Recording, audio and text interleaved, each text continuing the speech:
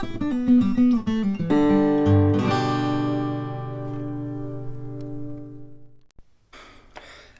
welcome back to the workshop.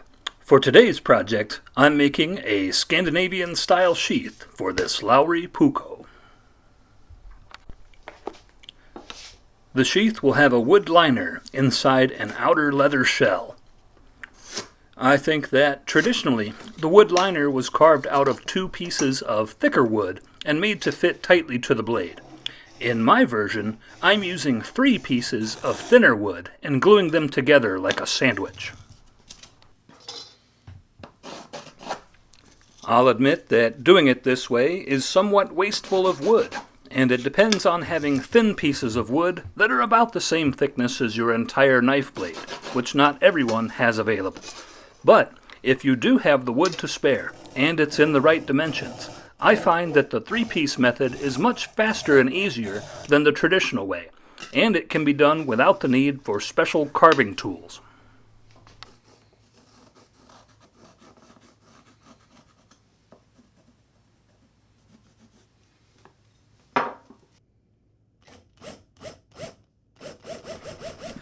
Having done several sheaths in this style now, I find that drilling a stop hole helps a lot towards preventing splitting of this piece of wood during saw operations to come.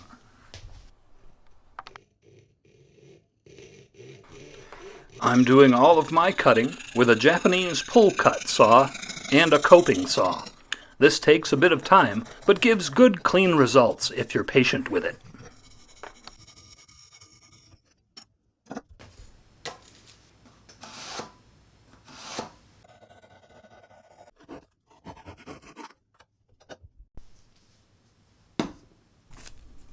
Here I'm using Titebond 2 wood glue because it is water resistant when dry.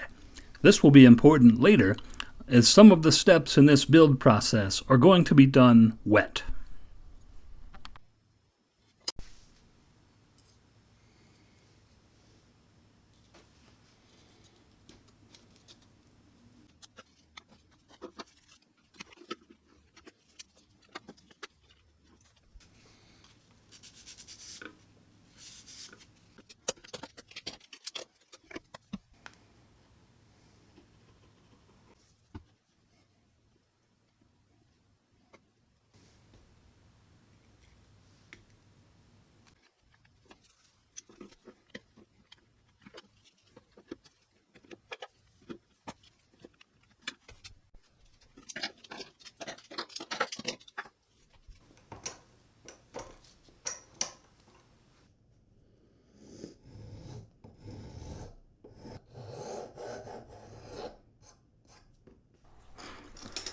So the interior fit for the sheath liner is done, and it fits pretty good. I want it to be slightly tight on the knife blade, but not too tight. This is going to wear in and loosen up somewhat over time. Next, I want to cut away the parts of the wood that we don't need. This can be a bit of an artistic choice. I want to retain enough glued area around the edges to give it good strength, but I don't want it to be ridiculously wide either. In general, I feel that making it narrower and tighter to the shape of the blade looks better. In this case, I'm leaving about 1/4 inch all the way around. This is probably more than it really needs, but I want it to be strong and last a long time.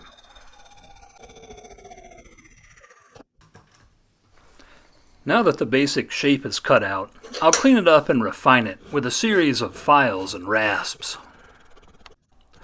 I've started using Japanese Iwasaki carving files and cut-saw rasps to do all of my woodworking. Man, what a game changer. These tools have redefined the way I think about wood shaping. And that also really speaks to one of the best-kept woodworkers' secrets when it comes to files.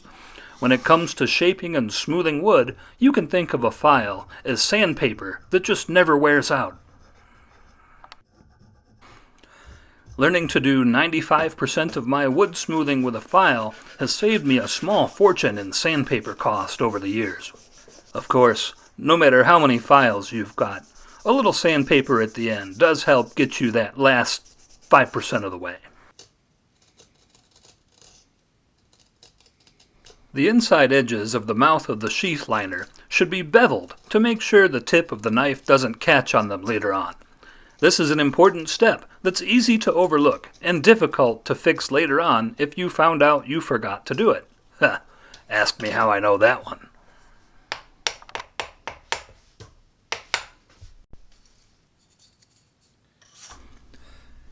Finally, the sheath liner gets a couple coats of boiled linseed oil. This is to help protect it against the wet leather that's coming soon.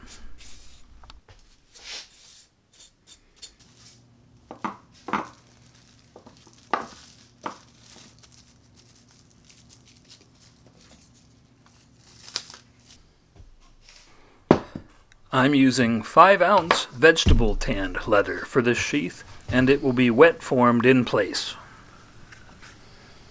It's important to start with veg tanned leather for this step, as leather tanned by other methods does not wet form nearly as well.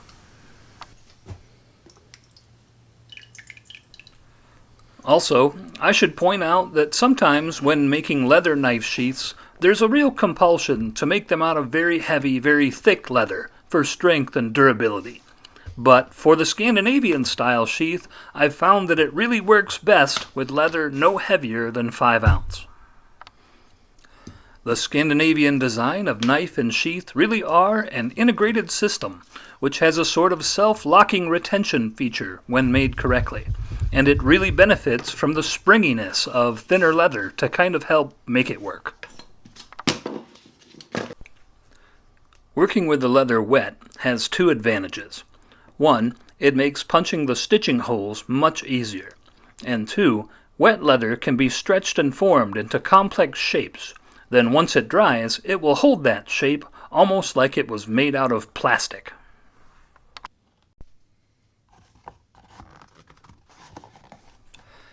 Now at this point, the sheath is shaped and the holes are punched. Normally, at this stage, I'd sew it all shut and move on to applying the dye. But this time, I had got it into my head that I could do a fancy sunburst dye pattern, but to do it, I needed the sheath to be laid out somewhat flat. Anyway, as you're about to see, for various reasons, it didn't really work out. Yeah, the sheath turned out okay in the end, but I'm probably better off leaving exotic dye patterns to the pros. Which brings up a good point I ought to mention more often. I'm not a professional at this. I just do it for fun. I'm doing it to learn about doing it. If there's any point to this channel and the projects that I do, it's to show that anyone can make real functional things you can really use, and you don't need a huge workshop full of power tools to do it. And if I can do it, anyone can do it. So if you've made it this far, thanks for hanging out and sticking around. Alright, so for this to work, I want the middle kind of a light red, and the edges to darken down through dark red into almost black. I'm going to put brown over the red on the edges and see how that goes.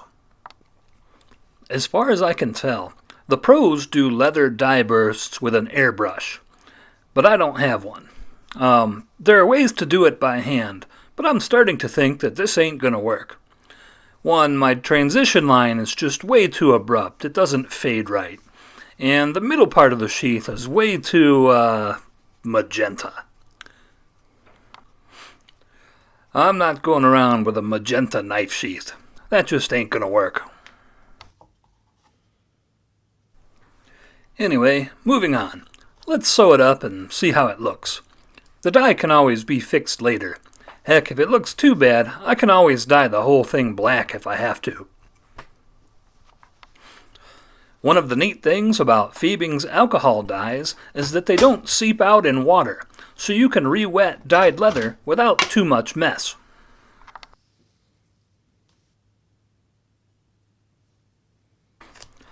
Re-wetting the leather did cause my punched holes to close up a little bit, which is why I'm pulling the needle through with pliers.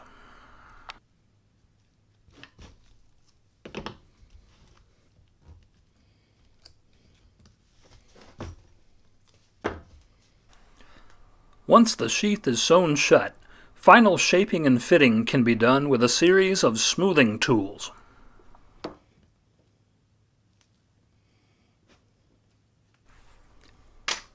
After final shaping, the sheath is set aside to air dry for a good full day, or even 2. It can take a long time for wet leather to really dry out, but once it does, the molded shape is locked in.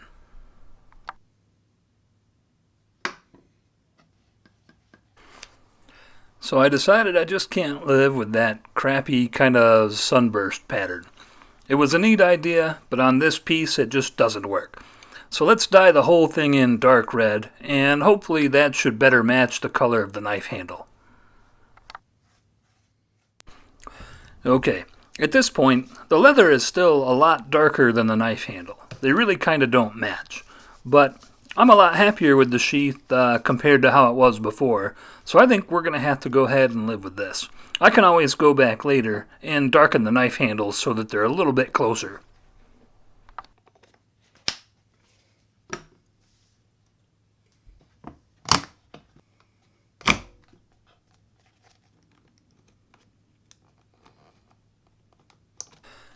The other mistake I made in this one is that I put the belt strap slot too close to the top of the sheath. In this design, the belt loop is left somewhat free to move around, and if it were lower on the sheath, that wouldn't be a problem.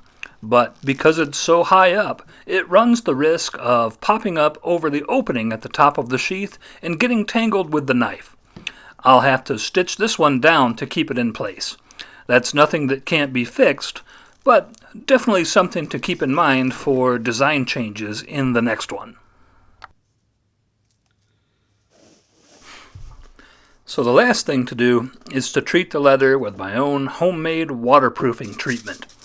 This is a mix of beeswax, lanolin, and neatsfoot oil. This blend not only replaces all of the natural oils that may have been leached out by the water and alcohol dye, but it also seals and protects the leather so that water can't get in again. This blend must be applied hot. First melted on the stove over low heat, then painted onto the leather and melted in with a heat gun.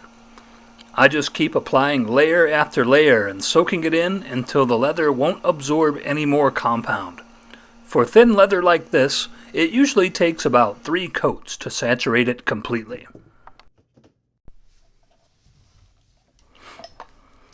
And that's it, all done.